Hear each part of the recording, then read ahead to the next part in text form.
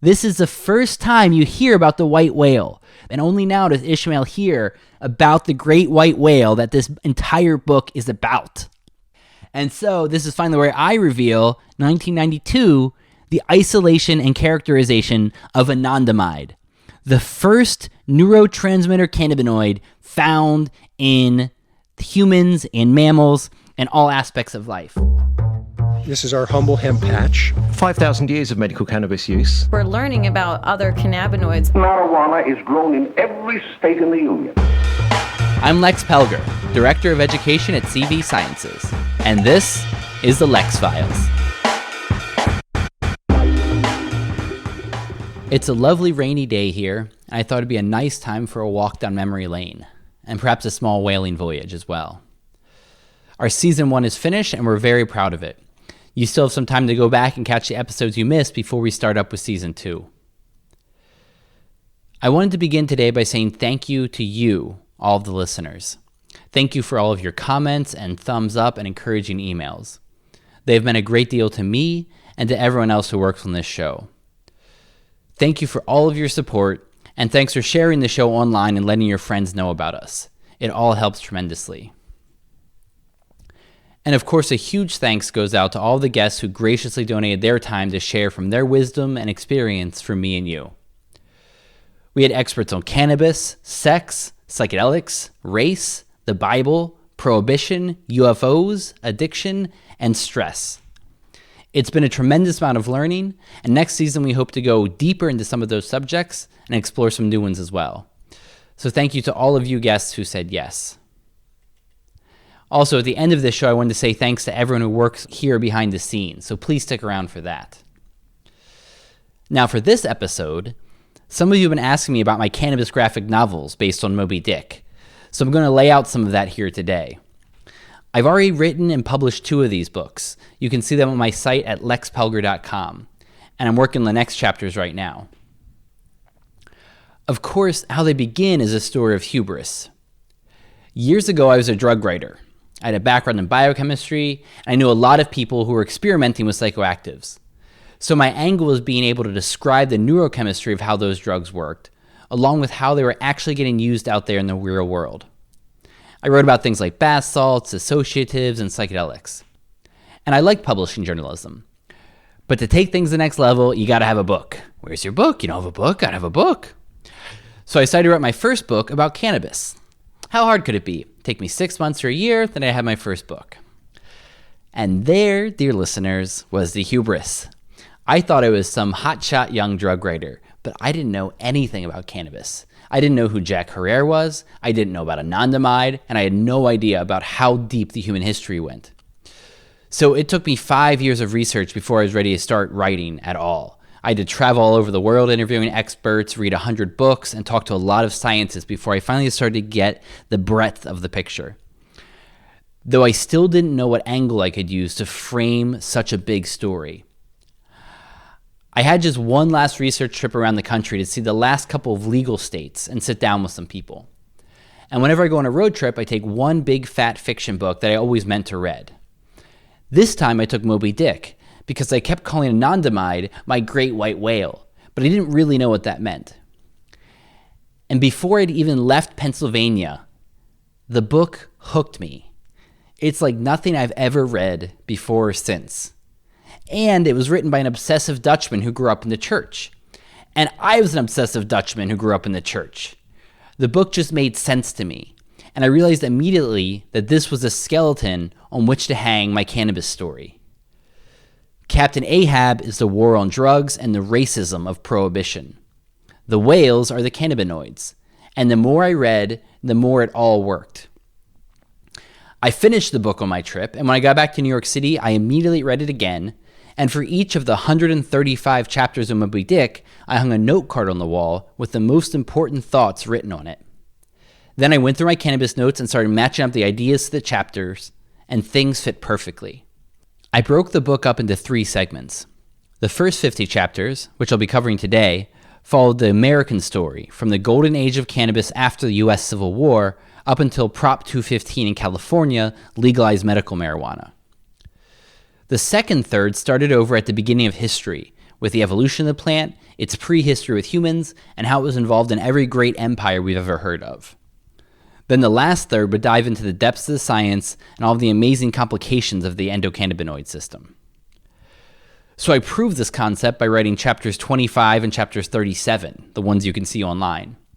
And now that I know it works, I'm starting at chapter 1. And in fact, I hope to have that one ready to show in a couple of weeks. If you're curious about the new chapters, you can sign up for my no-nonsense mailing list at lexpelger.com. Of course, the outline has changed some now that I'm digging into it, but today I'll share the vision from those first 50 note cards and how they tell the deep, dark story of cannabis in America. The last thing I'll say before I begin is there will be spoilers in this. If you haven't read Moby Dick, I would encourage you to stop this podcast now and go find a copy and read it or listen to it. I really do believe it is the best thing I've ever seen published on the American continent. Though right up there might be Yosa's War at the End of the World. You don't have to read Moby Dick either. There is an audiobook version by this guy, Frank Miller, and it's on Audible, or just email me. I will email you a copy to my Dropbox folder. I learned more from my first listening by Frank Miller than I did from my first 2 readings, because he was a Shakespearean actor who was the great audiobook reader of his generation, and he really makes it come alive. How funny it is, how strange it is, how unreliable the narrator is. And since Moby Dick is based primarily on the Bible and Shakespeare as 2 of its biggest sources of inspiration, Frank Miller just makes it come alive. So if you can find the audiobook version of Moby Dick, it's only 20-something hours. In a couple weeks of commuting, you could have the entire whale down. And it is such a perfect allegory for so much of what's going on in the world today, both in the United States and in the world in general. So there will be spoilers. There's my warning. Chapter 1, Call Me Jasper. In the beginning of Moby Dick, it's about how sailors travel the ocean to hunt the whale. And what we'll be talking about in this course of chapters is how scientists explore the brain and the body to elucidate truth, and in this case, to elucidate the cannabinoids. And we get a small taste of Ishmael and what he stands for here. But really, that's the hunt. That's the reason. How does science work? In chapter 2, the carpet bag, or in my version, the messenger bag, we talk about 2 of the earliest influences. And one is Mordecai Cubitt Cook's 7 Sisters of Sleep. And this is an amazing book from well before the American Civil War. And this drug writer from England uses that kind of 19th century poetic style to write about the 7 major psychoactive drugs that humans have been using through history. And he calls them the 7 Sisters of Sleep. And it is one of the finest examples of beautiful drug writing from before 1900. And so we focus on that, as well as the scientific version of that, which is the 1841 document by O'Shaughnessy about this cannabis indica from the Indian continent. O'Shaughnessy was this genius doctor who helped put together the Indian rail system as well in the British colony of India. And he saw and learned from the locals about the power of cannabis to treat all of these different diseases. And he wrote an essay, and it really was the West's introduction to cannabis as a medicine again. That was somewhat known through the Middle Ages and the Renaissance, but not particularly. It was the first scientific piece that really caught the attention. And one of the best cannabis science newspaper journals right now is called O'Shaughnessy's after him. And so those are 2 of the most important things that have happened in this early Western history. Then in chapter 3, which he called Spouter Inn, and I call California 101 after the beautiful highway. In the story, Jasper is leaving Burning Man, going hitchhiking through California, meets traveling kids who live on weed, whose business is trimming weed during the season, and the rest of the time they're just wandering around following the Grateful Dead or some other band, and jugging for gas and spanging along the road, and just getting by, living a life of cannabis almost completely. And that refers back to, in history, Fitzhugh Ludlow, who is an amazing, towering figure in both American literature and American drug literature. He was the first one to write about this in a really large, beautiful way. Bayard Taylor wrote some essays first, which are very good, but Fitzhugh Ludlow wrote The Hashish Eater. And it is an amazing book, and he talks about all the highs and lows of cannabis. He was only 21 when he published his book. It made his fame. Unfortunately, he died only a decade or so later from tuberculosis and had a rough life in there, just trying to provide for himself and his family as a writer. But this book was what lit him on fire in the literary world, and he was eating hashish. And it's a really important difference from what we see today, because the use throughout places like India and the Sufi traditions in the Middle East, and even the early North American tradition, they were eating hash. It was another level of intoxication. Almost none of us listening have probably gotten as high as you would from eating that much cannabis. When you smoke cannabis, it goes directly into your lungs and it hits quickly and it goes away more quickly. Everyone hears about edibles and how much stronger they can be. That's because your liver will convert the traditional delta 9 THC to delta 11 THC, which is something like 5 to 7 times stronger cannabinoid in its psychoactive effect. So the same amount of cannabis that you eat is going to get you much, much higher. And these explorers weren't eating just regular old edibles with stuff baked in them. They were eating straight up hashish, a gram or 2 or 3 grams of potent hashish at a time. So this is when cannabis gets into truly psychedelic realms, much, much more intense than what most of us have experienced. And so he talks about the amazing highs of this and the visions that he sees that are much more like a long, deep acid trip or DMT trip than they are what we normally think of as getting high on pot. And he describes them so beautifully in that kind of long, elegant 19th century style. But eventually he becomes addicted to it, and the drug turns on him, as drugs tend to do when you push them too hard for too long. Anyone who says that cannabis isn't addictive hasn't been paying attention, hasn't been out there that much. Anything is addictive. Behaviors, and even though cannabis generally is not physically addictive, there's some small parts of that, it can be very mentally addictive. It's a way to escape your troubles, and that's exactly what people can do. It also has a dopamine effect, so it can be pushing the button, just like stealing can be pushing the button, or sex can be pushing the button.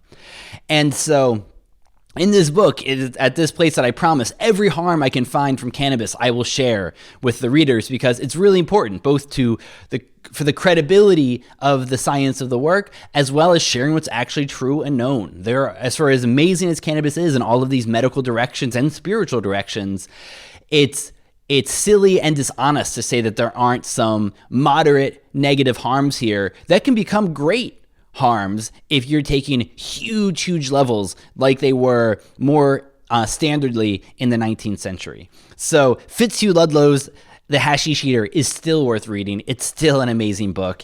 And David M. Gross did an annotated edition not too long ago that really helps give you the background to it. So if you really want to dive in, that would be the edition to get.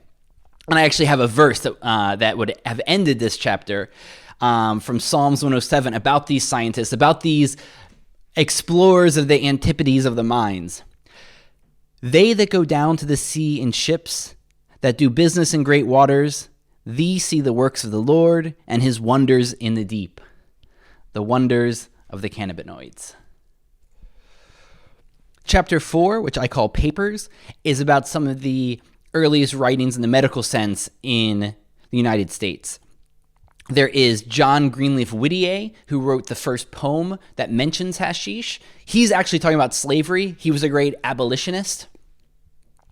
But there's also the Ohio State Medical Society, which collected a number of papers from its members about what they were seeing about cannabis. Because after the works of both Fitzhugh Ludlow in the recreational sense and O'Shaughnessy in the medical sense, the pharmaceutical companies of the day saw that there was a market here, and they started importing Indian hashish and usually putting it into an alcohol solution and selling it.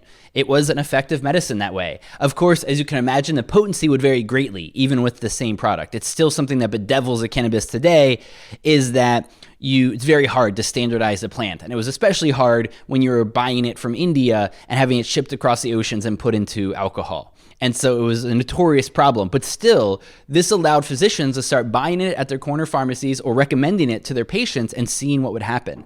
And the Ohio State Medical Society, whose works is collected in the marijuana medical papers collected by Todd McUrea, who is one of the great backers of the California push towards medical cannabis. He collected all of this work into his marijuana medical papers to show the history of this. And some of the most convincing things is the Ohio State Medical Society, talking about how effective it was in all of these different directions. And even for a cannabis doctor today, this would be worthwhile reading. It's very anecdotal, and that's where a lot of the truth is with this plant, because it affects everybody so differently.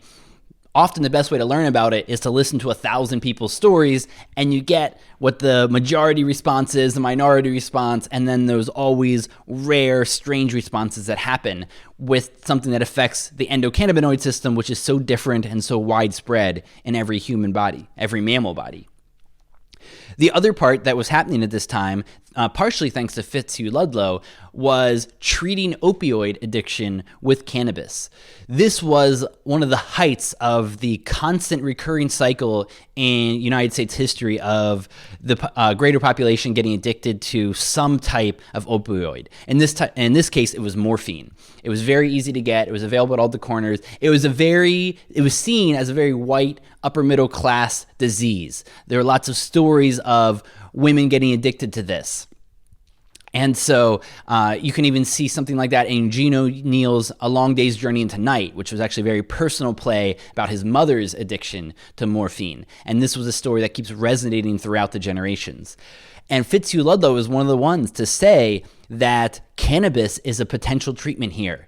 He kept saying there is no cure-all, there's nothing easy here, but he was a self-studied scientist in contact with all of the great thinkers around this across the United States, across the world, looking for cures, trying to help his fellow addicts. At this point, for pain treatment, he got addicted to morphine with his tuberculosis, and it was plaguing his life, and he never really quite beat it. He did at some points and not at others.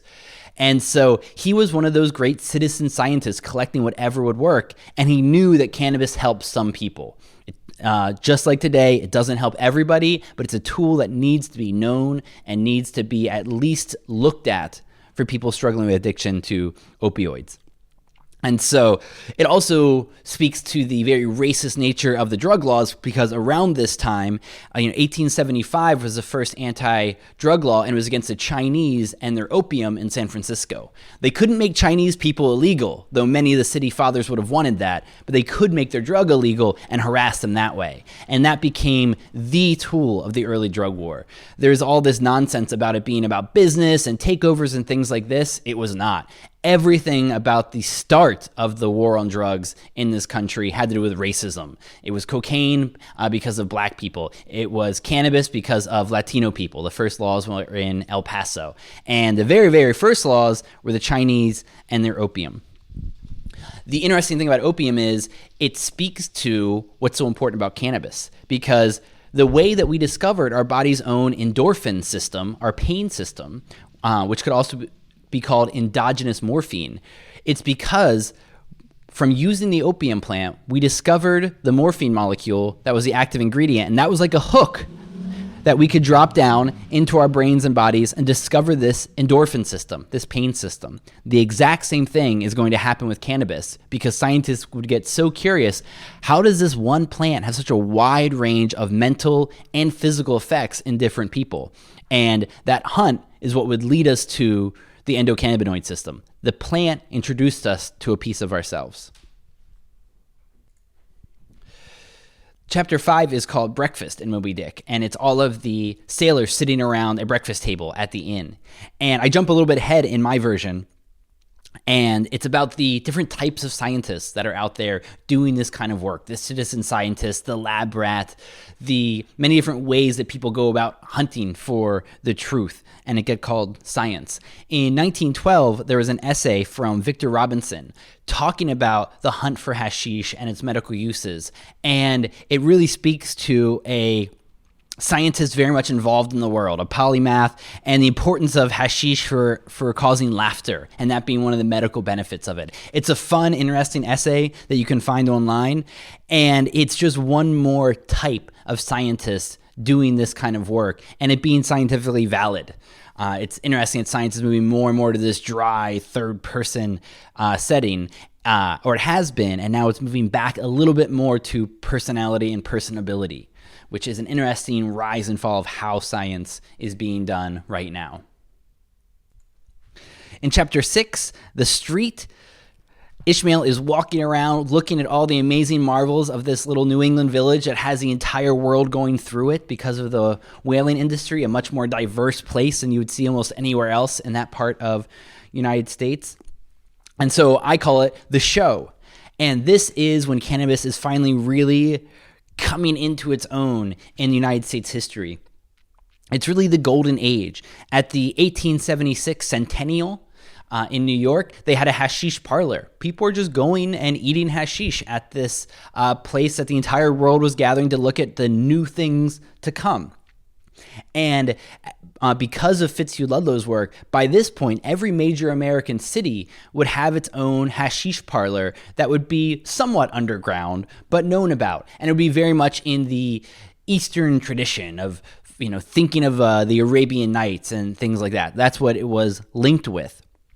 And so there was, besides this kind of upper crust place to imbibe it, there was also the dog and pony show of all of the snake oil salesmen going around the country, especially the American South, selling various tinctures that would or would not have their labels of what's on them, but mostly they would contain grain alcohol, opium, and cannabis in various mixtures. They would put in other special secret ingredients and things like that, but those were the three things that were around that people liked, they responded to, and they all had medical uses to them. And so this was a big part of how this was going, and there was a great musical tradition that came out of this. These hucksters going around the places would have to entertain people to get them to buy their products, to stick around all day. And so they would hire musicians to entice people in, to keep them there and buying the products.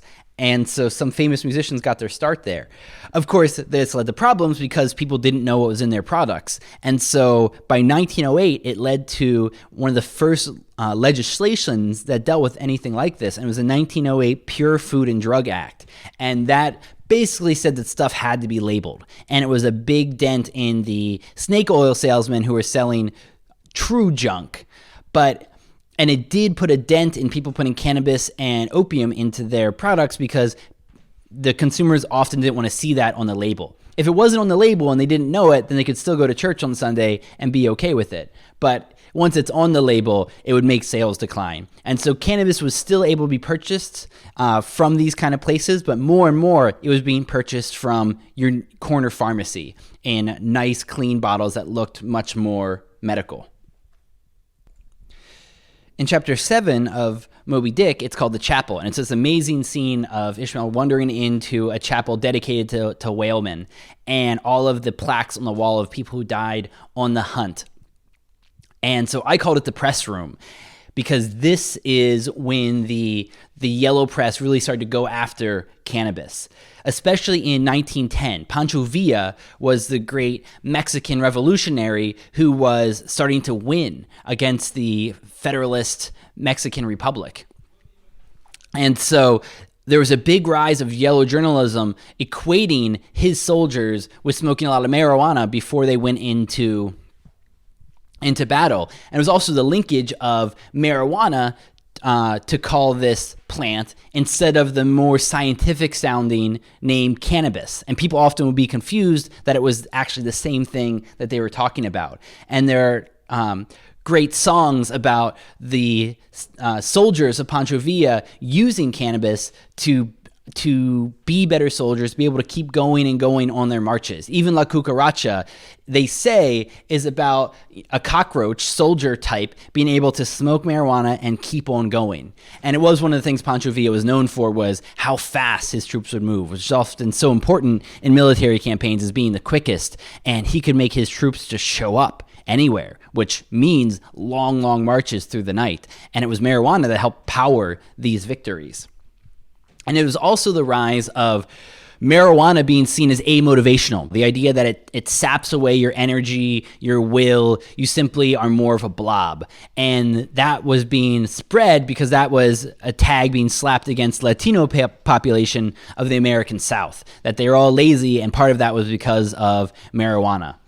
And that also led to the ban of cannabis in El Paso. The first anti-cannabis law in the U.S. was in 1914, 106 years ago. And it was only because that's what the Latino people were doing. And all of the local anti-cannabis laws that far preceded any state laws or federal laws, they followed the Latino population in their migration northward. And one of the culminating places there was Denver, which had a big Latino population and a big racist pushback against that Latino population. So that's where some of the harshest laws got enacted.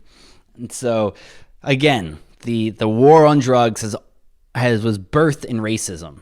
That is what powered it from the very beginning. All of us mammals share an endocannabinoid system. That's why you hear so many stories of people using CBD-rich hemp extracts for their pets. It works for dogs, it works for cats, it works for all of us. For the Plus CBD line of pet products, we only made a few tweaks between what we give to us humans and what we give to our animal friends. It's still full-spectrum hemp extract with all of the rich fatty acids, terpenes, and minor cannabinoids that help the CBD to work better. It's still made with the highest quality to produce the most reliable hemp extracts on Earth. The only difference is that we adjusted the flavor palette to make it easier to give to your dog or to your cat. With flavors like chicken, beef, peanut butter, and salmon, it's easy to drop it into their food and allow them to enjoy the healthful benefits of CBD. Try Plus CBD's pet products today by using the coupon code Lex Files at pluscbd.com for 25% off. Give your pets the gift of health. That's Lex Files at pluscbd.com. Chapter 8, The Waiting Room, where we talk about opium and opiate addiction, because you can't talk about cannabis without talking about opium. They're the two oldest plants in human history.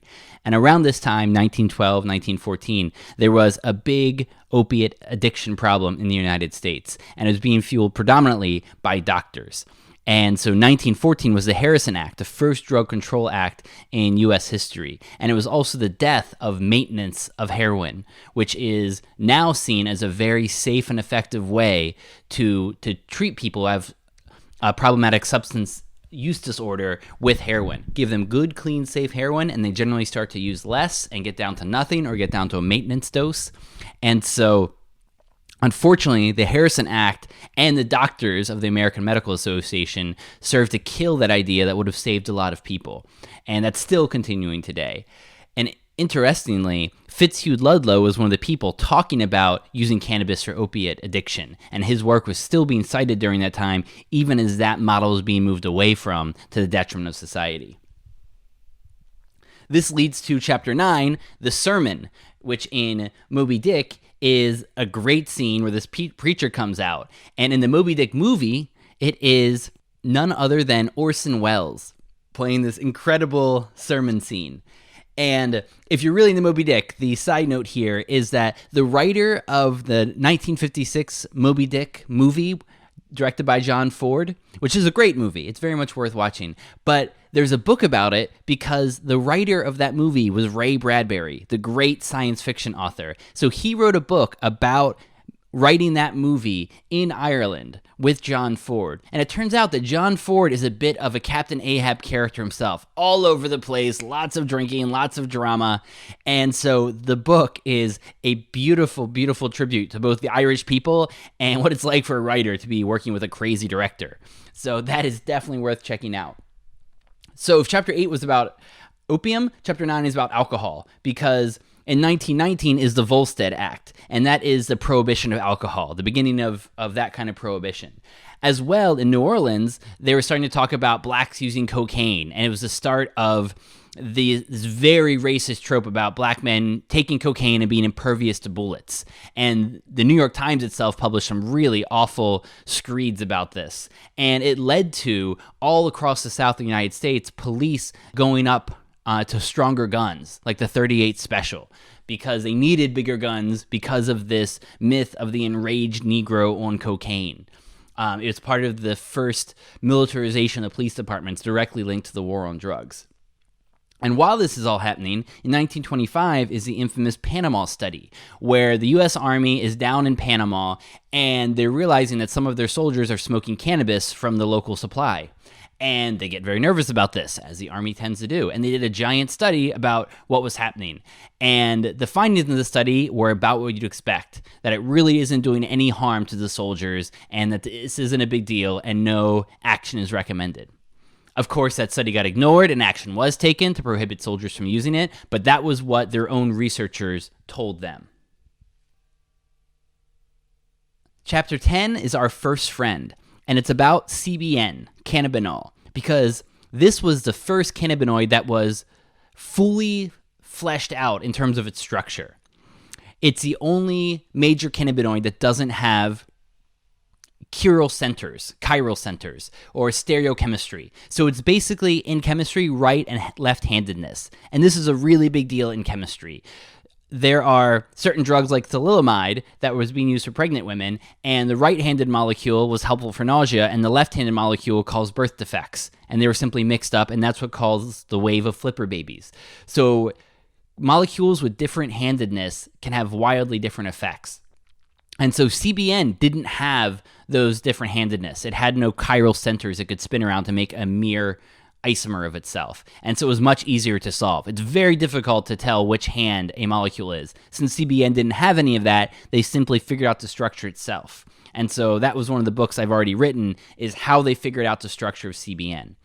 And what is CBN? CBN is the oxidation product of THC. So it's the breakdown product. So if you have a plant filled with THC at the end of a harvest, the longer you leave it to sit, over years, decades, centuries, millennia, we found stashes of, the CBN levels are going to keep going up as that THC naturally converts into CBN.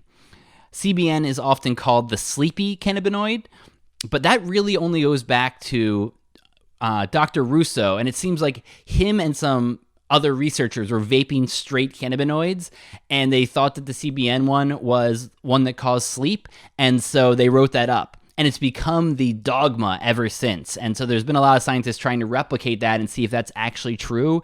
And it seems like, no, perhaps it isn't. But it is forever known now as a sleepy molecule, and we're still figuring out exactly everything it does anyway. Chapter 11, The Nightgown, continues on the sleep theme, because sleep is such a huge problem. Right now we have melatonin and barbiturates and some other things that don't work all that well, but the cannabinoids can be really helpful for people's sleep.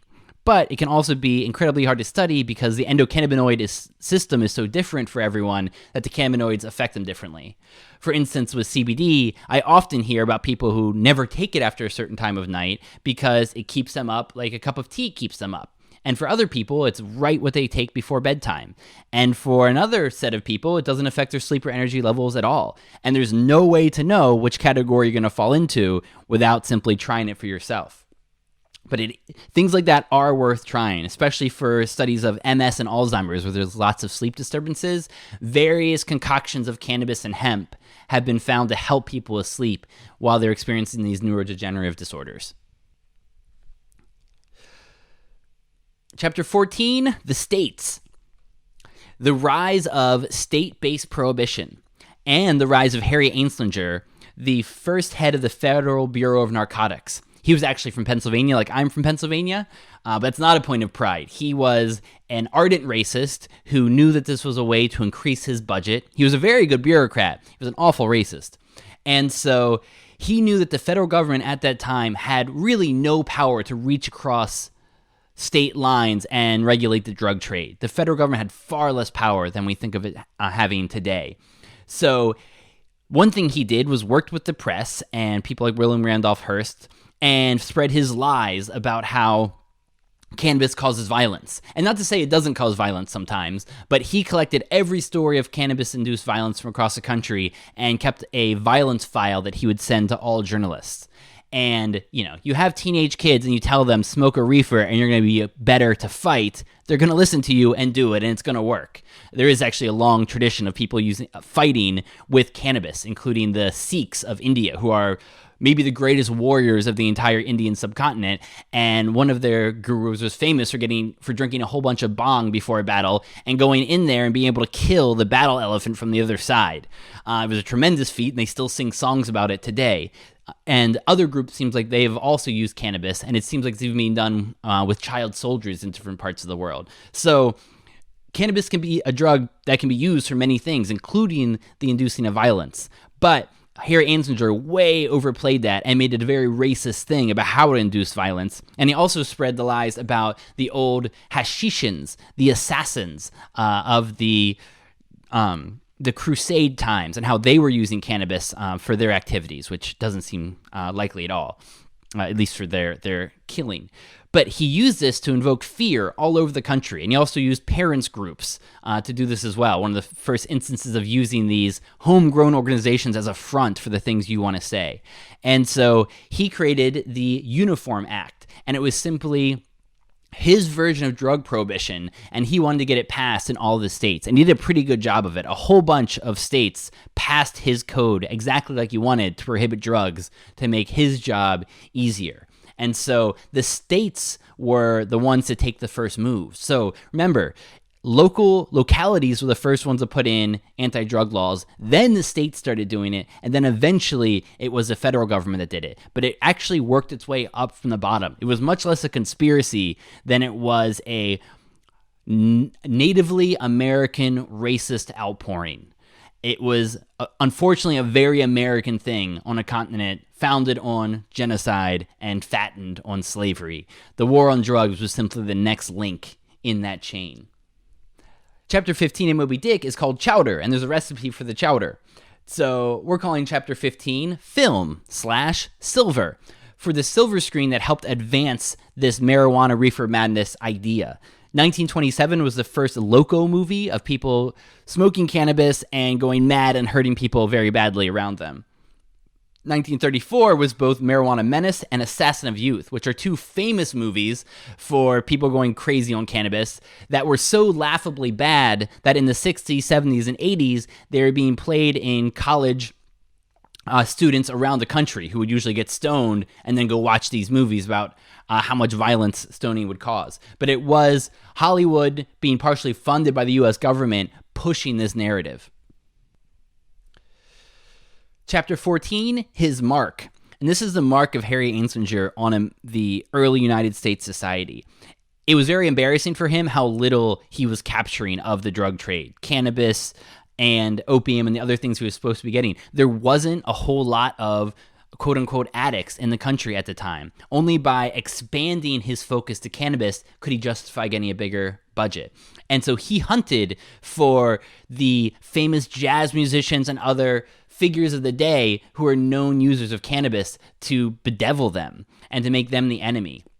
And one of the big ones was Billie Holiday. If you want to read terrible stories, look up what Harry Anslinger did and how much he harassed Billie Holiday into the grave, arresting her in her hospital room and probably planting the cannabis there that they arrested her for. It's a terrible story. Johan Hari, the author, tells that one really well. He has an essay you can look up about that. But Harry Anslinger had a plan to arrest all of the famous jazz smokers at one time all across the country. Luckily, that never happened, but it was an indication of how widely he was throwing his net. He was a little bit like the J. Edgar Hoover of the drug scene. And one of his mortal enemies comes up in chapter 19, the little flower, because LaGuardia, Mayor LaGuardia of New York City, who the airport is named after, was known as the Little Flower of New York. And he was a little pugnacious guy, but he was famous across the country. And one thing that he did was he heard all these problems about cannabis, and he had a big city, so he appointed people in the health department to study cannabis. And they put out an incredible study that's still worth reading today about how basically it's not that dangerous. It's the kind of moderate harms that we still talk about today, but in general, this is not a giant harm to society, and that the stories of underage use and things like that were highly overrated. And there was a takedown in there of the addiction and insanity trope that is often thrown out there. Not to say that cannabis cannot lead to schizophrenia. I think there's clear evidence that there's a minor to moderate link there. But at the time, it was seen as a straight shot to the loony bin. And that was wildly overplaying the evidence. And so between him and the scientist Linda Smith, there was a lot of scientific censorship of these findings that went against what the federal government was pushing for their own nefarious reasons. So it is fun to read about the Little Flower of New York. Chapter 20, All Astir. Hitler is starting to stir in Europe. The United States sees the writing on the wall, even though a lot of people are trying to keep us out of that war. But on the cannabis front, by 1941, just as the war is starting, cannabis is removed from the U.S. pharmacopoeia. After several decades in this big textbook of useful pharmaceutical drugs, cannabis is simply removed for no good reason. In 1947, right after the war, synhexyl was invented. That's the first synthetic cannabinoid. It never came to much use, but at least it was invented. It was at the same time that the famous Dr. Roger Adams was doing his first structure-activity research. And that's where you modify what a cannabinoid looks like and see what that does when you put it into animals. And so he was also the one to solve some of the first structures of cannabinoids, and it was one of the great thinkers of this early cannabinoid revolution. On the flip side, chapter 21 is more the Ahab side, going abroad. And this is about the CIA and the mob. And they really started working together right after World War II, and even a little bit during the war to keep the waterfront safe. But it began this unholy union that lasted for decades, where the CIA used the mob as a tool, and vice versa.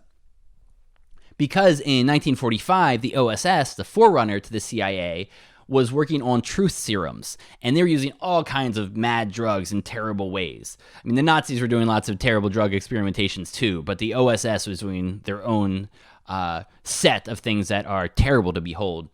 And one of the most potent truth drugs that they had turned out to be red oil, which was an incredibly concentrated cannabis extract. And so for all the drugs they had, like mescaline and barbiturates, and using them in all these different ways with light technology and tying people into place, it turned out that a huge dose of THC might have been the best thing to get people talking. Chapter 22, Merry Christmas, Mr. Boggs. In Moby Dick, the ship finally leaves the shore after 22 chapters. And in our narrative, the Beats finally come to their own. The Beat generation is some ways who introduced cannabis to the wider white cultural milieu and into the books and the novels of the time. And it really became a symbol of the outcast rebel type figures. And because of this, it started to get eradicated more and more around the country. And in 1956 was the Boggs Act. It's actually a series of 3 different laws over a few years. But Boggs's laws, he was a senator, remain the most restrictive point of the laws ever taken by the federal government against cannabis. They weren't always used against that many people, but in terms of penalties for weight and distribution and such, it never got worse than the laws passed in 1956 by Boggs. And then in 1961 was a single convention by the UN. And this was the entire world community coming together and deciding on a drug scheduling system. And of course, it put heroin and cannabis in the most restrictive, no possible medical use category. For, of course, no really good scientific reason when there's plenty of evidence for the medical use of cannabis and opium. So with the 50s, with the post-war, Cold War era, came this tightening at the U.S. federal level and at the international level about drugs. Chapter 23, Edgewood. This is a U.S. Army research center. They actually took in a bunch of Nazis after the war, Operation Paperclip. If you want to see one more terrible thing in American history, it's forgiving Nazis because they're good scientists and taking them into the U.S. But this is where some THC isolation happened, as well as some studies on using THC as a weapon. Chapter 24 is advocates. These are the first great voices to stand up and say, hey, we're being crazy on this cannabis thing. Dr. Aldrich was the first person to get his PhD in cannabis history and became a very vocal voice.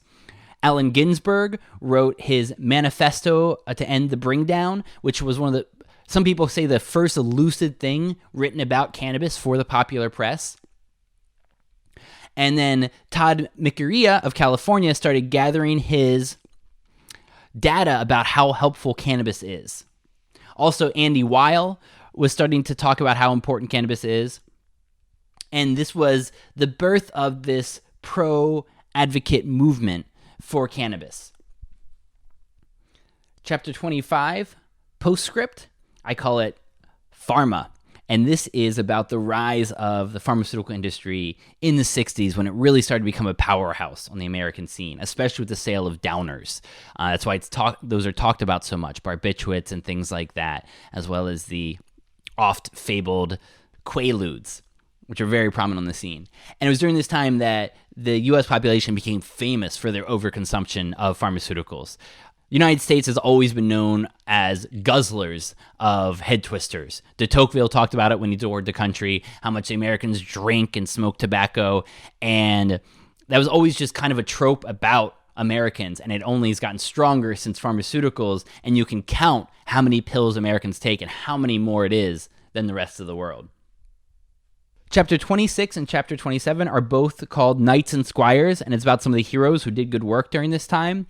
There was the Schaefer Commission. Nixon appointed a commission that he wanted to finally put a nail in the coffin of this cannabis thing, so he thought this guy Schaefer was going to be a pushover to give him the kind of negative things he was looking for. But Schaefer couldn't do that in good conscience, because once you start reading the evidence, it's very clear. And so he released a mind-expandingly open ideas on how safe cannabis is and how open we should be about it.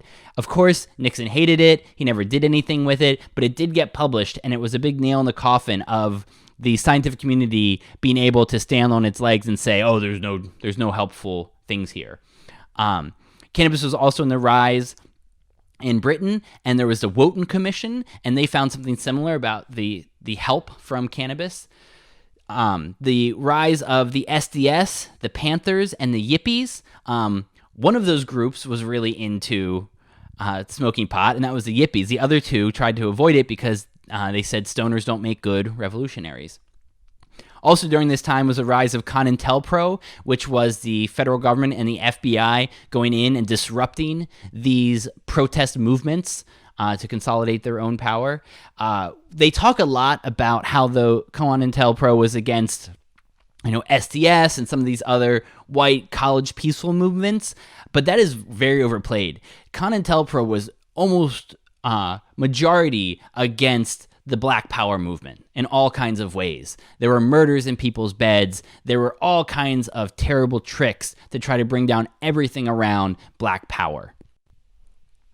And at that time, there was Timothy Leary and Ken Kesey who were preaching more about psychedelics, but that made cannabis seem so much more easier to swallow. And then, of course, lastly, you have the CIA in Haight-Ashbury, in the Hashberry. CIA was testing out some of these drugs on unwitting citizens at their own personal brothel. And so they had one in New York City and they had one in San Francisco, and they would dose unsuspecting people just to see what would happen. And that was only a little bit of the terrible experiments that happened with psychedelics in context of MK Ultra. To continue on Knights and Squires, it was Nixon who really took the war on drugs to the next level. 1970 was the new scheduling of drugs and switching drugs to the Justice Department.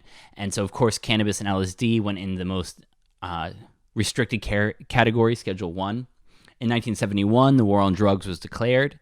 And in one of the most famous quotes of this entire time, Nixon's policy advisor, John Ehrlichman, said this quote, "We knew we couldn't make it illegal to be either against the war or black.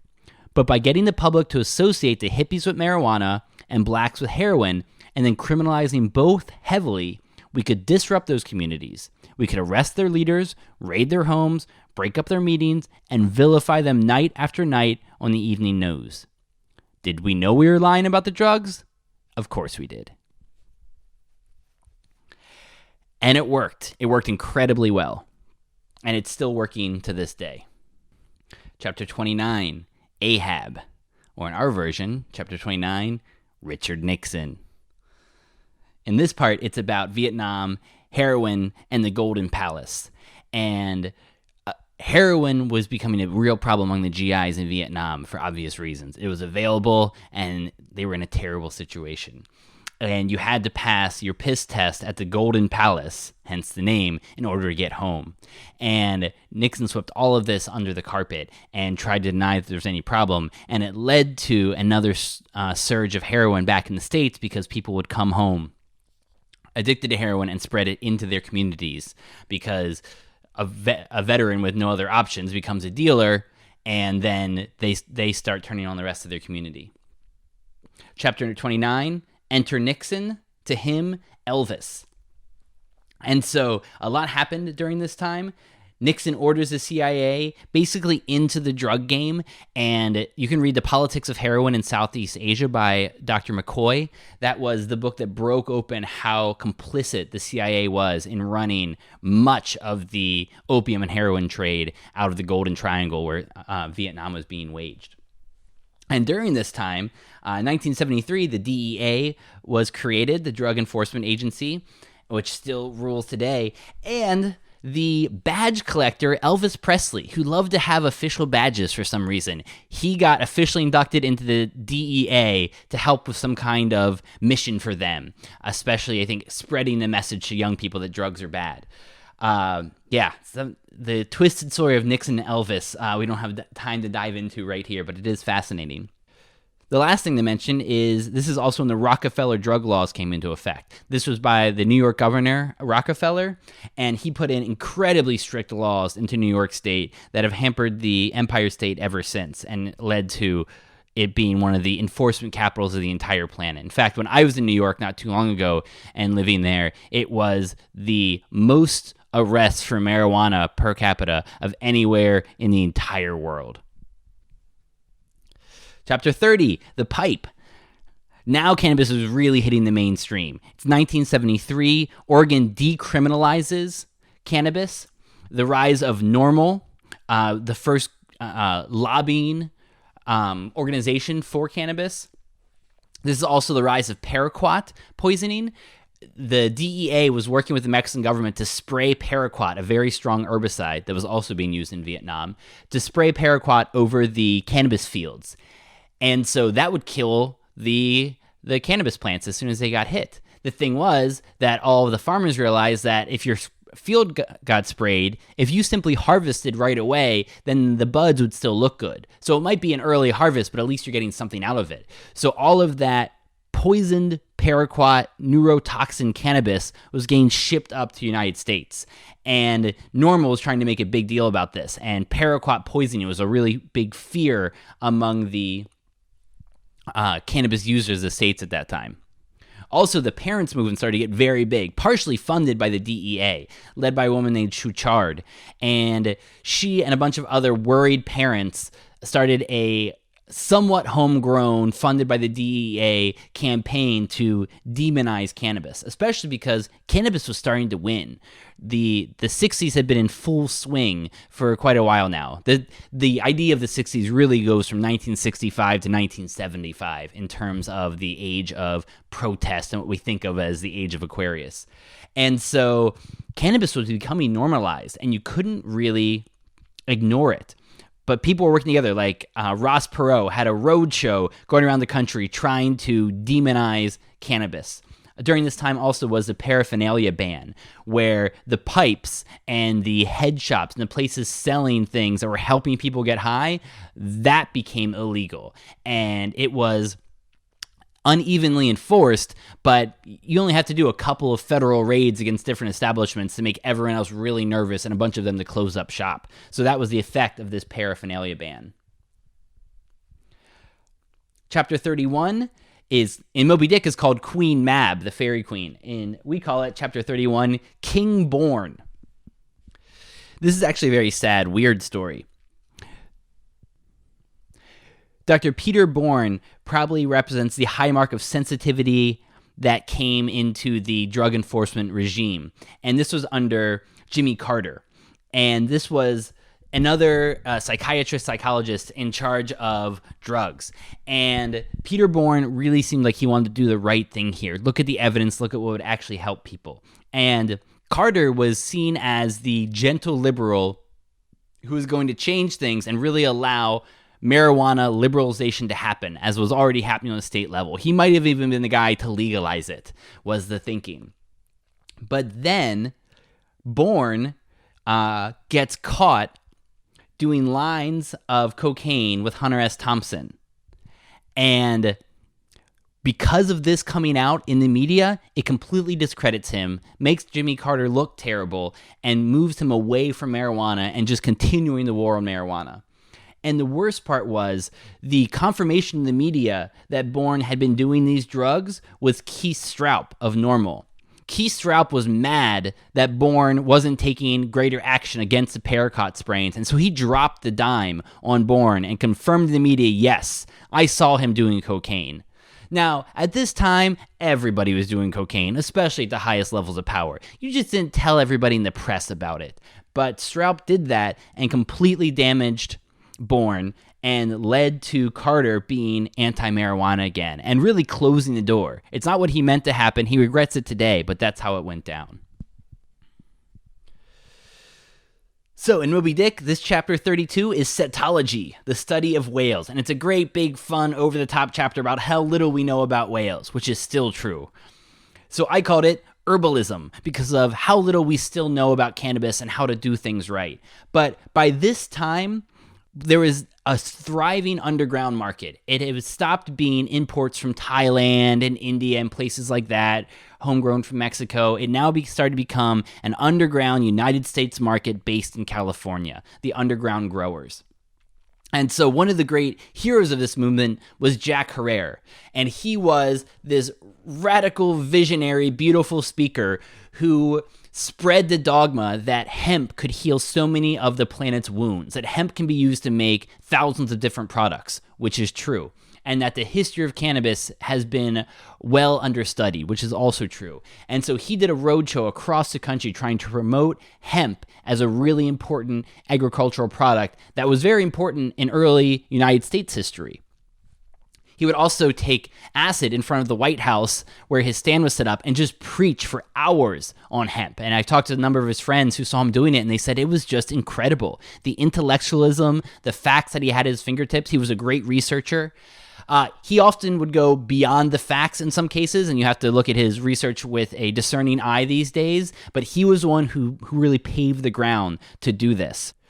Another important figure was Mountain Girl. She was on Ken Kesey's bus. She was his partner. She was also partner to Jerry Garcia for a while, so she was seen as one of the great muses of this time period, but she was a great thinker on her own in her creative works. And she had one of the best grow tricks I heard anywhere, which is the best way to make your cannabis grow is to make love in your pot patch. It's beautiful, huh?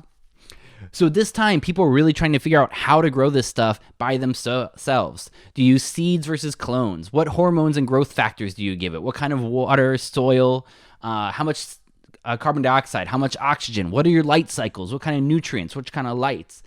When do you prune it? Pruning's a huge part. When do you harvest? How long do you cure it? How do you dry it? How do you store it? How do you trim it?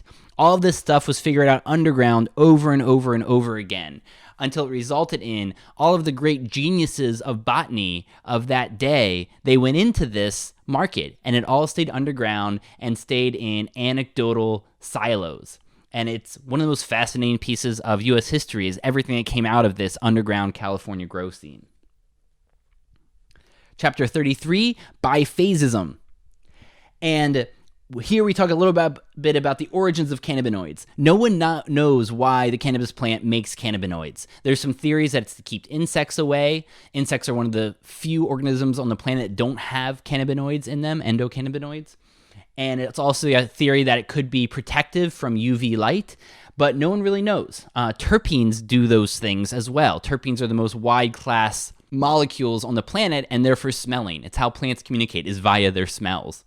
And cannabis has an especially wide palette of terpenes. And cannabinoids could be seen as terpene-like molecules, but more specialized. And so no one knows why cannabis remains the one plant to produce very large amounts of cannabis. Cannabinoids are produced in maybe half a dozen other plants, but at pretty low levels. But something about the cannabis plant, it made a lot of them, and we still don't know why.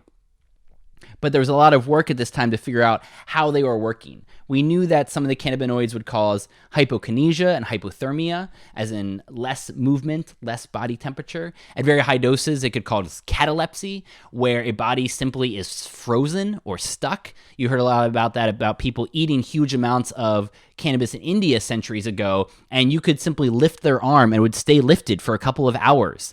And after a couple of hours or days, they would come out of this in cataleptic intoxication. Of course, the cannabinoids are also helpful for pain control. It's one of the things that they're known best for. These are often known as the tetrad assays, things that you could test for in animals, because at this point, there was no very good way to chemically test how much THC or CBD or CBN was in your cannabis plants, especially for scientists. They would give extracts of these plants to dogs or cats or mice to see what would happen. And they would measure different assays to see how much was in there. That was kind of the most accurate as far as the early 70s. And the whole idea of this chapter was going to be the biphasic effects of cannabis. The idea that little bits are good and a lot can be bad sometimes. That's especially true on THC. And it's something that's true in nature oftentimes. As Paracelsus said, the dose makes the medicine. Things that in small amounts are very helpful, at heavier amounts can be poison. It's one of the things you see in the literature around cannabis all the time, the term yin and yang, which is not something you see in the peer-reviewed literature that often. But because of the biphasic nature of cannabinoids, that it's both a fiber and a flower, it's both a medicine and a menace, it's both a sacrament and a recreational intoxicant, that it's both a gift that you give and a commodity that you sell, that there's two sexes, that there's sativa versus indica, and as we'll see, there's CB1 versus CB2. It is a plant of dualisms. Chapter 34, The Unwritten Revolution. More about the underground growing. The discovery that if you don't pollinate a female cannabis plant, then her trichromes get bigger and bigger and juicier and stickier trying to catch some pollen. An unfertilized female plant is basically one crying out to be fertilized, to reproduce. And that's what you're smoking.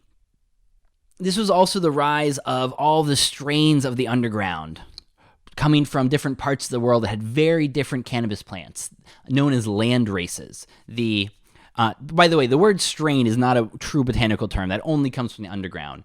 If we were talking about any other plant, we would use the terms cultivar. So I generally try to defer to that word.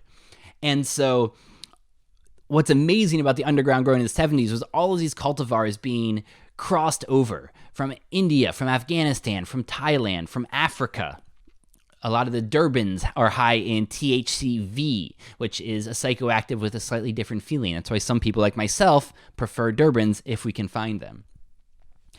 But it's not just the cannabinoids that matter. In fact, some people see that as a red herring, that it's really the terpenes that make the difference between the strains. Because if you have a certain percentage of THC, CBD, and CBG, it's going to affect you the same way. The terpenes affect how the cannabinoids get into your system. It's a little bit like in the alcohol world, the wine or the spirits that you're taking, the other things in that wine or that sake or that whiskey is going to affect how the alcohol works. They could have the exact same alcohol concentration, but you're going to feel very different depending on the context of molecules that it's in. And that seems to be very important for the terpenes in this plant. And that's why the growing is so magnificent, because you have such a wide spread of terpenes. So some people see the DEA's burning of wild cannabis plants across the country as a genetic genocide against these plants. Very famously, there was a entire, perhaps subspecies of cannabis in the Americas called Cannabis ruderalis that got destroyed during these times and is now gone. Those genetics are completely lost, never to help invigorate the plant again. And so there's always this movement of trying to find more untouched plants, new genetics, to try to broaden the gene pool and make cannabis plants that are better suited to various human uses, both medically and recreationally. So strain hunting around the world is something you can just watch on fun television shows if that's what you're into. Chapter 35, The Compassionate IND. This is actually an incredibly sad story, though there's a big hero in it. Robert Randall was suffering from very bad glaucoma. And he realized that when he smoked pot, his eyesight got better. And so he studied the law and figured out that he could sue the U.S. government saying that they're blocking him from getting his medicine. And it was a long story, but he did eventually win his suit, though he had to go through incredibly painful proofs that nothing else on the planet would work for him. Again and again, he had to go without cannabis to prove that the entire pharmacopoeia of what doctors had to offer only made him feel worse and certainly didn't help at all. And so he eventually got approved, and the federal government was forced to send him tins of cannabis every month, pre-rolled joints from the University of Mississippi, the only legal source of cannabis in the U.S. for federally funded research, and which is still, unfortunately, the case because it is the lowest quality grass. It has no comparison to what's being sold in recreational state legal markets today. And unfortunately, that's all researchers can work for if they're working with a dime of federal money. The sad part of the story is a number of people got approved for this compassionate IND program, and Robert Randall helped them. And then the AIDS crisis hit, and George Bush saw that a bunch of people were applying to get in this program because cannabis was so obviously working. And that's when he shut down the program.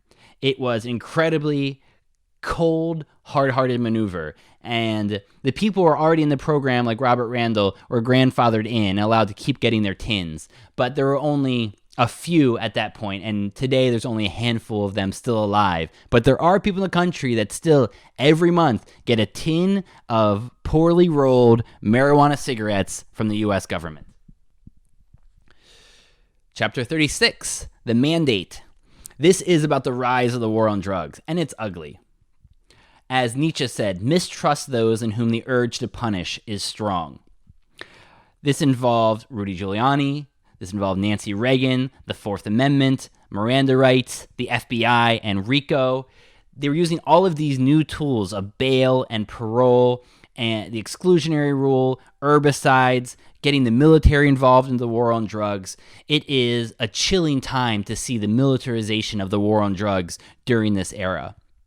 As well, Reagan's drug czar was this guy, Carlton Turner, who was a chemist wildly unqualified for the job. He knew his chemistry well, but he knew nothing about addiction or how drugs are being used in the real world. He was just a very good chemist. And he was a big proponent of the gateway theory, which wasn't a big theory before then. There was the idea that perhaps cannabis led to harder drug use, but it was just kind of an idea floating in the ether. Under Reagan and Carlton Turner, this became the holy writ of the land, is that cannabis absolutely led to harder drug use. Now that is seen as a discredited theory, and that cannabis can be seen as a gateway away from harder drug use. There's also the rise of Straight Incorporated, which is, there's some documentaries you can watch online. It is the rehab programs for young people that were profit-driven, and they were terrible brainwashing techniques, and the things that were done to young people, probably by put in there by concerned parents who thought they were helping. It was torture. It was torture of young people for drug use. And it was, to read the stories, to watch the documentaries about this is really an awful thing to watch. By 1984, Reagan had introduced his big crime bill. He had redeclared the war on drugs, and he really weaponized asset forfeiture as a way to knock out the bad guys in drug dealing, but it became a tool by police forces to enrich themselves and to just steal money, vehicles, houses from anybody they wanted. And it still is a huge problem today. If you reading about the history and the current use of asset forfeiture is one more example of what's gone terribly wrong in the United States. In chapter 37, this is the explanation of how medical marijuana became an idea in the public consciousness. It is the early 80s. People understand that marijuana isn't going to kill you or drive you instantly insane. The hippies and the 60s proved that. But nobody thought of it seriously as a medicine. It was still a big joke that it worked for glaucoma. But then the AIDS crisis hit. And the modern medical establishment was both criminally indifferent to this, as well as completely impotent against it. There were no drugs, there were no tools, no one knew what to do. And so the story I focus on is in San Francisco, where some doctors start to realize that their patients who are smoking pot simply for their anxiety are also the ones who are doing best through the course of their treatment for HIV and AIDS. And this starts leaking out to the journalists who finally start spreading it to the land. And it's guys like Dennis Perone, the queer Vietnam vet who was openly selling all over the city, getting busted all the time. As he said, all of those cops hated that little faggish fairy and just loved busting his head in, but he kept going. The other amazing hero was Brownie Mary. And she was a grandmother who had lost her child, and she was a nurse in the city of San Francisco, and she realized that these pot brownies were helping people. And so she just started giving them away to her kids. And her kids were anybody in that city dying alone and abandoned by their family because of HIV or AIDS. And some weeks she was baking a dozen brownies and giving them out to everybody. And she got arrested 3 times. And every time she would march in the court covered in pro-cannabis pins, sharp red lipstick, yelling and cursing at the judges, the cops, anybody. And of course, the media loved her. And between her and Dennis Perone and the easily available stories of how efficacious cannabis was for this disease that was ravaging the country, it finally started to make people believe that this would really work. There was also Dr. Donald Abrams, who was starting to do the first studies on this, getting blocked at every turn, of course, helping to prove it to the medical establishment that this was real. This just wasn't supposed to be dismissed as anecdotal evidence, which is what scientists often apply to anything that goes against their dogmas. The dark counterpoint to that story is in 1983 was the camp campaigns and Operation Delta 9. Those were California cops in league with federal troopers who would go in and just burn cannabis groves all over Humboldt County and the north cannabis growing scenes of California. At the time when this was being viewed more and more as medicine, the cops were getting more and more brazen and just destroying everything they could find. And the stories of camp are terrible. It is way outside the bounds of what we would call law and order and reasonable behavior by the police. And so if you want to read that story, it's on my website, lexpelger.com. That's chapter 37, Sunset. And also, if you like the great play by Tony Kushner, Angels in America, it's basically based on that. Chapter 38, Murky Waters. This is when it really gets exciting. There's been this long debate about how is THC causing these widespread effects in humans. Why do some people get happy, other people get sad, some people get violent, some people fall right asleep, and the same cannabis can have a different effect on a person on a different day. How do you explain all this inter-individual variability? Most drugs don't do that. Whether it be opium or ketamine or whatever, it usually does the same thing to the same people. Marijuana tends to get people wildly high in wildly different ways. What explains that? The big scientific argument at the time was that either there is a receptor specifically for this THC, or that because the effects are so widespread, perhaps the THC and the other cannabinoids are just completely disrupting the lipid membrane around the cell, which is what some drugs do. And it might be what causes such a widespread array of effects. And so the debates were going back and forth, and finally it was Dr. Elin Howlett who discovered the CB1 receptor. And it was the big breakthrough.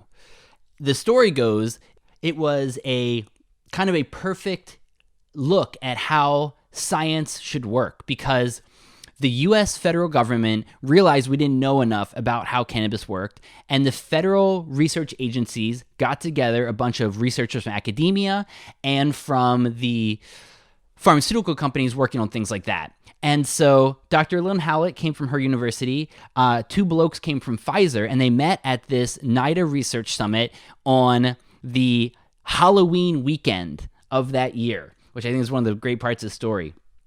And she found out that they had a radioactive probe for cannabinoids. They were basically tying a radioactive molecule onto the end of a cannabinoid so they could find out where it was going. And she knew that was just the breakthrough she needed. She asked them to send that to her, and they did, and pretty quickly she used that to discover the CB1 receptor, where it was binding.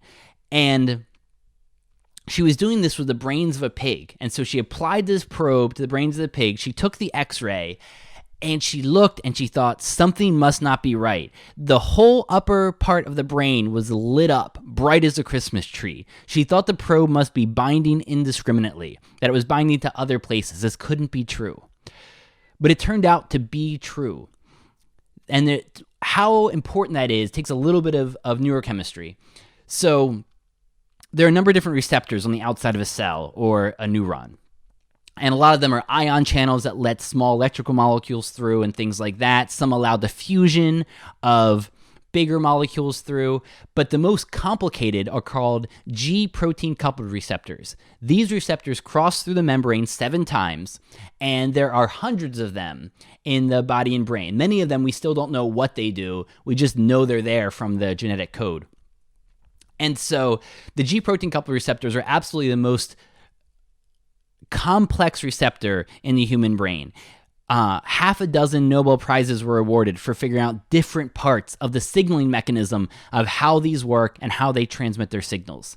If you think of a cell as a big city like New York, the G protein coupled receptors would be the very specialized ears on the outer wall of the city, listening for all kinds of things, whether it be humidity or radar or incoming news messages. The G protein coupled receptors are amazing antennas for many, many different factors outside the cell that the cell needs to know in order to survive and to thrive.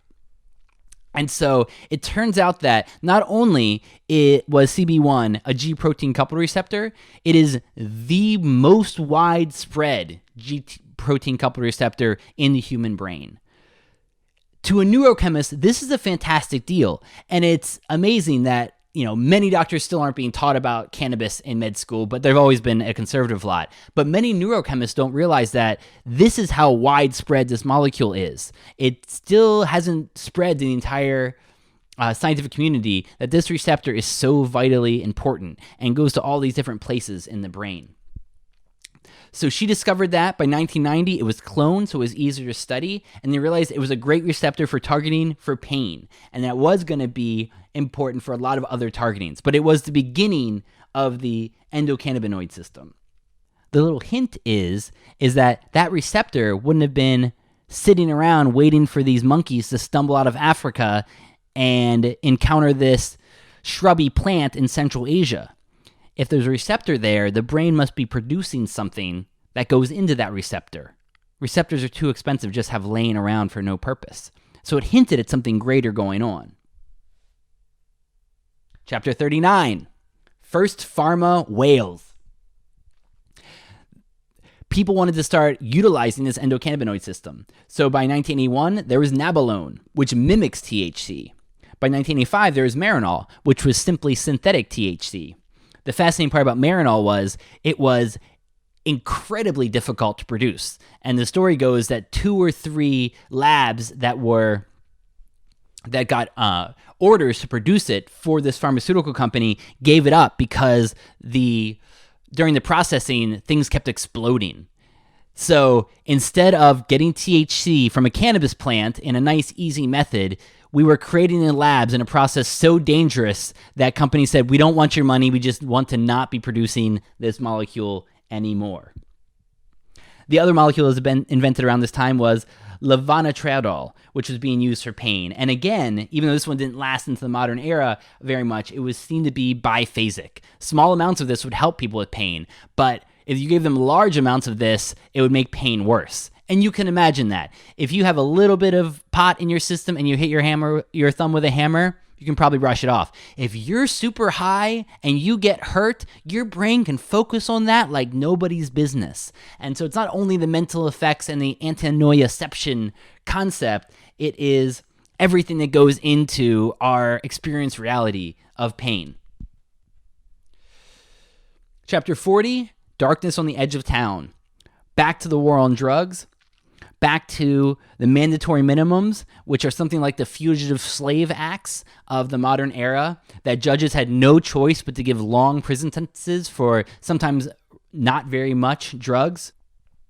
There was also the crack cocaine disparity that showed the racist nature of the war on drugs. Crack was penalized by weight 100 times worse than cocaine. That was the literal number for the amount of weight you had to be carrying to meet those mandatory minimums. It was 100 times worse for crack. And that's because cocaine was being seen as being used by upper-class white people, and crack was being used by black people on the streets. And so even though these drugs are pretty much exactly the same drug, cocaine and crack is only a very slight difference between them. It's more like tea and coffee. The racism was what made cocaine and crack so different in its application under the law. Part of this crackdown was the very sad story of Len Bias. And he was a famous basketball player. He was a first draft pick from his high school directly into the NBA. He had the world at his fingertips. And it does seem like he did just a little bit of cocaine for the first time in his life, and he died from it. It was a very sad story. But even sadder was how that death was used to justify incredible violence against the black community for decades to come. This was also a time when Just Say No came into existence under Nancy Reagan and made it a moral imperative that drugs were simply bad. This was not a medical thing. This was not a perhaps necessary life choice of someone in pain. This was a moral failing. It's a very puritanical American response. And she recruited comic books. She recruited her friends in Hollywood, kids campaigns to hammer this message home. It also was the era of the drug testing craze, when the federal government and many companies jumped in, and you can have no trace of anything in your system besides alcohol or tobacco, which are easily the biggest killers in the United States by far. All of the drug deaths combined aren't even a 10% of what gets killed by tobacco and alcohol every year. They're not even close, but that's the American way. Chapter 41, back to the science. In Moby Dick, Chapter 41 is finally called Moby Dick. This is the first time you hear about the white whale. They've been on the boat for so long, they think I've already rounded the Cape, and only now does Ishmael hear about the great white whale that this entire book is about.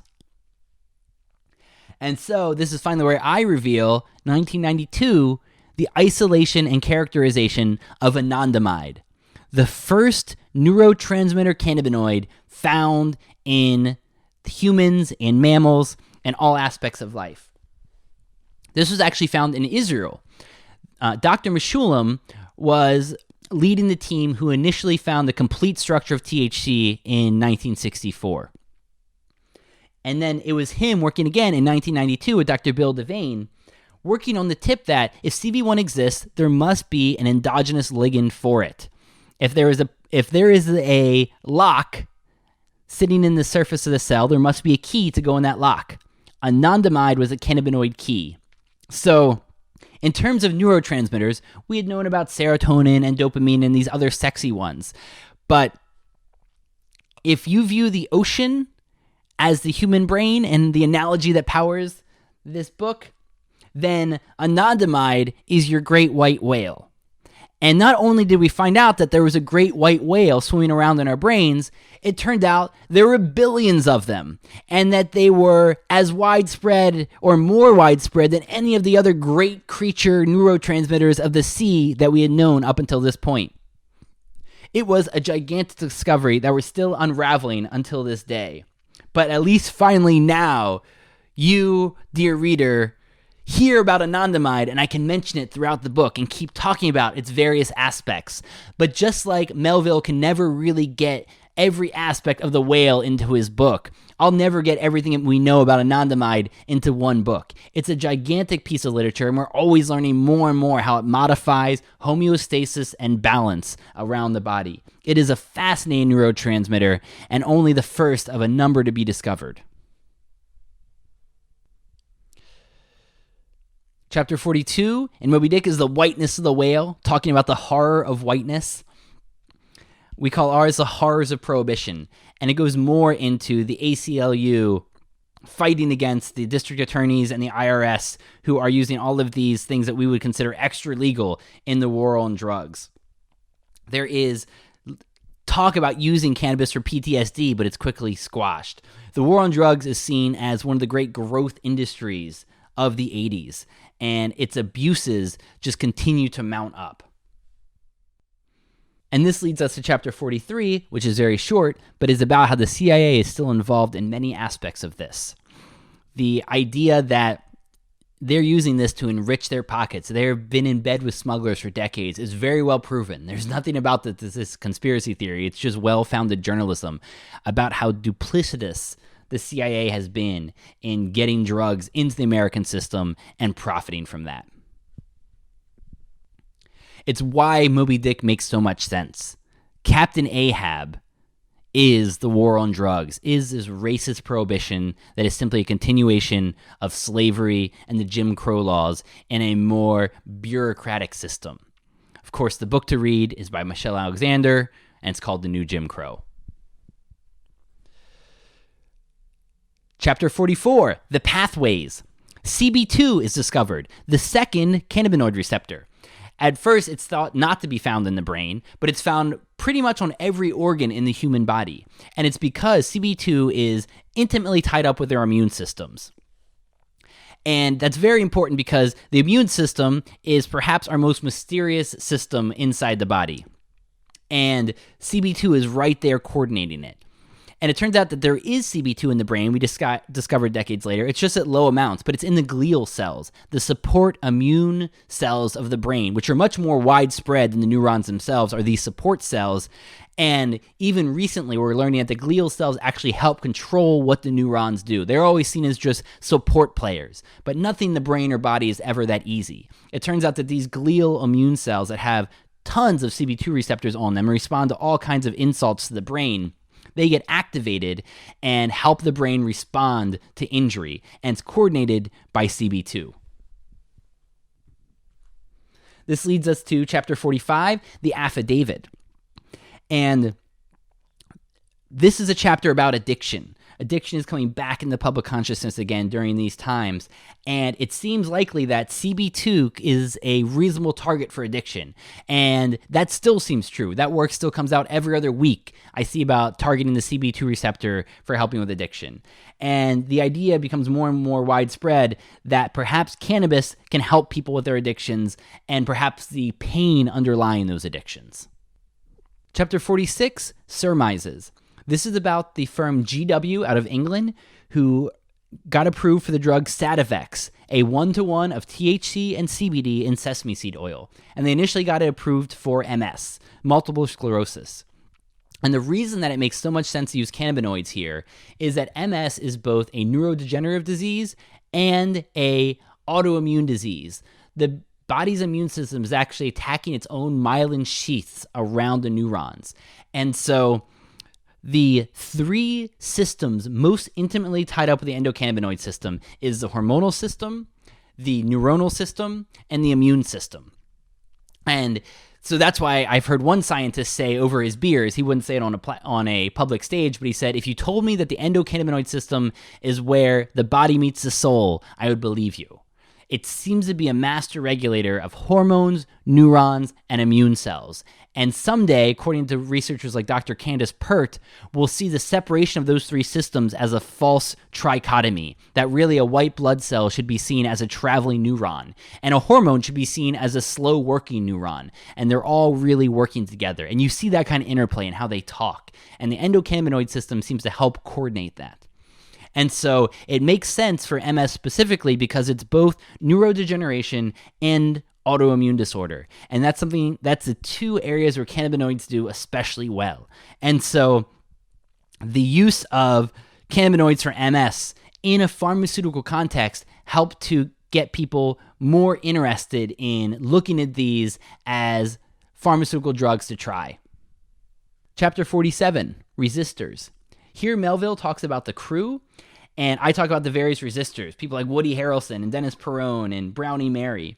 And you have academics like Ethan Nadelman who are studying this from the inside and forming movements like the Drug Policy Alliance to help put academic lobbying thought into ending this incredibly vicious war on drugs. And it's small homegrown pockets around the country of resistors whose work bubbles up till it finally reaches a big enough consensus at state and national levels that real action finally starts to take place. But it isn't this top-down directing. It is all of these little resistors banding together and making things happen. Chapter 48, First Penetration. More science. 2-AG is discovered. This is the second well-studied neurotransmitter cannabinoid. And it is very important. It's often called the yin to anandamide's yang. One place that's really fascinatingly found is in human breast milk and in all other mammals as well. It turns out that 2-AG is what helps young animals, young humans, learn to suckle. If you engineer a mouse mother so she has no 2-AG in her milk, the infants have what's called failure to thrive. Basically, they don't learn to suckle. They're not getting the proper reward from the milk that makes them keep going back for more. It's the 2-AG, this cannabinoid, that actually makes it happen. So when you joke about, oh, baby has a big drink of mama's milk and then they look like they're a little bit high and they go right to sleep, that is absolutely and exactly what is happening. They are getting effects from the 2-AG in the mother's milk. If it isn't there, that's not a good thing. It's one of the reasons breast milk is such a good thing. And it is the 2-AG, it is the cannabinoid in human breast milk that is one of the things that makes it such a potent force in making us all who we are today. We also learn more about the controls of this. There are two enzymes, MGL and DGL, and they can help create 2-AG or knock it down. And you have to remember, around all of this, there is very specific control measures. A lot of the neurotransmitters out there are proteins. The interesting thing about the cannabinoids is they're lipids, they're fatty, and they're much less of an on-off switch than they are a very delicate analog dial that you can turn up and down. They're not as much on-off as something that you can delicately tune. And you do that with enzymes that can bring down the levels of this neurotransmitter or create more of it. And it took a lot of work in preclinical models in mice and rats to do this, and often in terrible experiments. We forget how much the biomedical knowledge that we have can only be gleaned from mice and rats, but it's terrible things that happen to these animals. I've worked in labs. I've done this research. I know what all of this is based on. And I don't know what the right answer is, but there should at least be a statue in the middle of the country, 100 feet tall, to all of the research animals who have died painful deaths in order to wrest this knowledge of our own biochemistry out of the ether. Chapter 49, the octopus. This is about the Fa enzyme, fatty acid amide hydrolase, FAAH. This one was discovered in 1996, and it was very important because this is the one that breaks down anandamide. And so it is the control mechanism so you don't have too much anandamide in your brain. It's become a huge target of study because if you disable it, it's going to allow you to gently increase your anandamide levels in your brain. That's one thing that CBD does. It somewhat deactivates the Fa enzyme and allows your body's anandamide molecule, sometimes called your neurotransmitter of bliss, to gently rise, but not strongly rise. That's why it's been looked at for anxiety, pain, and depression. It's one of the mysterious control mechanisms that we are still trying to discover. And I think the octopus is a correct term because the endocannabinoid system and its controls is a little bit like an octopus sitting at the base of your skull that has tentacles that reach out all over the place to different organs, to different parts of your body, to different control places and glands. And it just is gently moving the dials. And often when you take cannabinoids and you don't need them for health reasons, they don't do that much to you. But if you need your dials to be adjusted, the cannabinoids help your endocannabinoid system and that octopus to readjust all the thermostats and achieve homeostasis. Chapter 50 is the big one. Lundgren's Choppers and Crew. Bern. This is about 1996 and Prop 215. This is when the state of California passed their medical cannabis law, the first medical cannabis law by a state in the country. And it was an immense effort to get this done.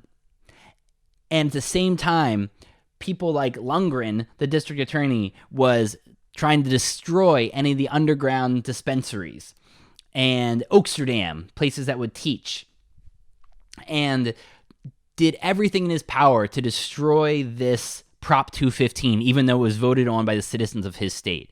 It's a fascinating story of the overreach of government officials going against the will of the voters versus a whole bunch of activists who aren't always the most united, but do get the jobs done. It's a very inspiring part of the story if you want to read about how Prop 215 came to force in California.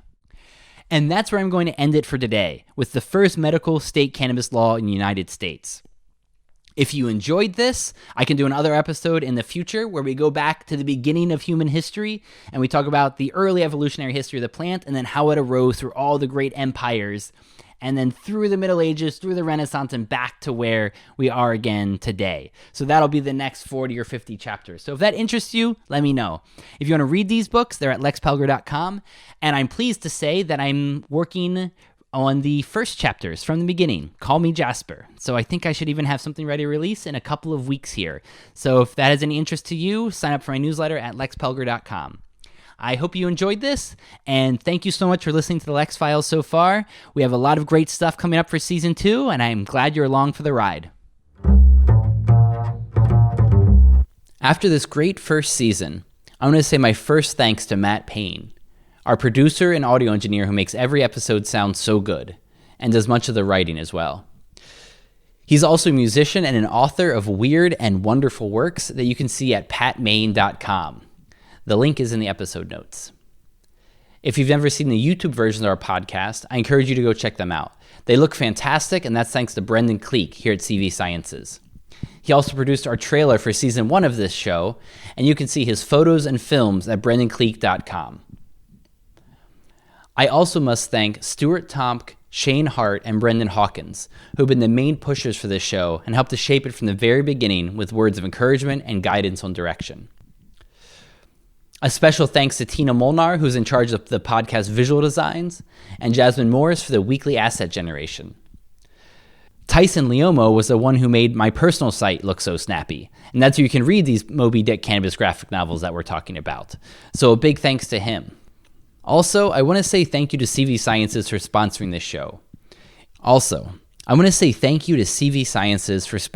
show. It's pretty amazing for a publicly traded CBD company to have the guts to give me the space to explore psychedelics, sex, spirituality, and more. But they really are dedicated to the transformation of health, and everything we talk about here is aimed towards that. I'm also proud to work for a CBD company that makes such damn good products. So please check them out at pluscbd.com and our new immune products at cvsciences.com. Use that coupon code LEXFILES for 25% off. And last, but most certainly not least, many thanks to my wife Claire for her patience and for her wisdom through this whole project and beyond. Thank you, my love. And to our toddler Sophia, if you grow up and listen to this years from now, know that Papa loves you and that he hopes you enjoy these. See you all in Season 2. Thanks for tuning in. To listen to other episodes, find us at pluscbdoil.com or on YouTube or on all the podcast platforms. Subscribe to the CV Sciences YouTube channel to see each new episode. And if you'd like to buy any of our fine products, use the coupon code Lex Files for 25% off. If you have any questions, compliments, or suggestions, feel free to write me at research@cvsciences.com or follow the podcast on Twitter at The Lex Files Show. If you enjoyed this program, please rate us on iTunes or share a link to your social media. It means a lot to us. The Lex Files is produced by Matt Payne. Our chief advisor is Amabel Dela Cruz. The music is by Jake Bradford Sharp. The YouTube videos are by Brendan Cleek. And our sponsor is CV Sciences, makers of America's favorite CBD oil. Remember the coupon code LEXFILES. And I'm Lex Pelger, signing off.